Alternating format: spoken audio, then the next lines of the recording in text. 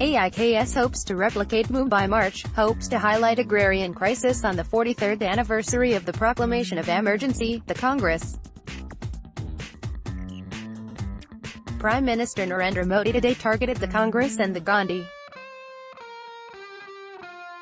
Congress chief cites a report of the Thomson Reuters Foundation, which said, undergraduate students studying for an MBBS or a BDS will be paying 5 rupees.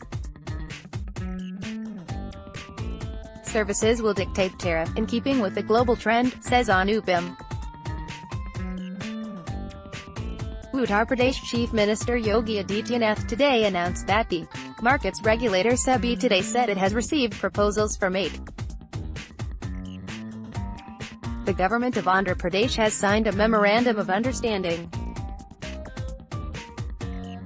Philippine President Rodrigo Duterte faced growing outrage today in his